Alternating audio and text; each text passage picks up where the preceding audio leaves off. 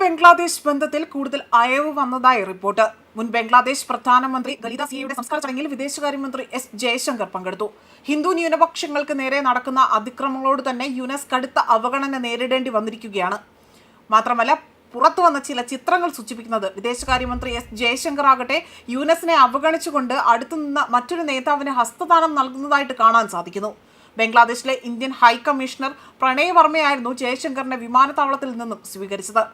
India ഗവൺമെന്റിന്റെയും അതുപോലെ തന്നെ ഇന്ത്യൻ ജനങ്ങളെയും പ്രതിനിധീകരിച്ചാണ് അദ്ദേഹം ആ സംസ്കാര ചടങ്ങിൽ പങ്കെടുക്കാനായി എത്തിയതും. എന്നാൽ ഈ സംസ്കാര ചടങ്ങിൽ പോലും യുനെസ് ഭരണകൂടത്തിനെതിരെ കടുത്ത പ്രതിഷേധം തന്നെയാണ് ഇന്ത്യ അവിടെ കാണിച്ചിരിക്കുന്നത് എന്നതാണ് മറ്റൊരു വസ്തുത.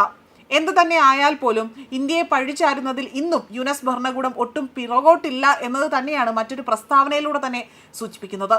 എന്നാൽ തങ്ങൾ പട്ടിണിയില്ലാതെ തന്നെ കഴിഞ്ഞു പോകണമെങ്കിൽ ഇന്ത്യയിൽ നിന്നും ടൺ കണക്കിന് അരി വേണം.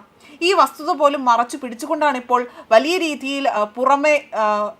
രീതിയിൽ ചിരിക്കുകയും എന്നാൽ ഉള്ളിൽ വിദ്വേഷം നിറഞ്ഞ വാക്കുകൾ അല്ലെങ്കിൽ വിദ്വേഷം നിറഞ്ഞ രീതിയിലുള്ള കാര്യങ്ങൾ ഉള്ളിൽ ഒതുക്കുകയും ചെയ്തുകൊണ്ടാണ് യുനെസ് ഭരണകൂടം ഇന്ത്യക്ക് നേരെ ഇത്തരത്തിൽ ഒരു വലിയ രീതിയിലുള്ള ആക്രമണം അഴിച്ചുവിടാനുള്ള പദ്ധതികൾ മെനഞ്ഞതും.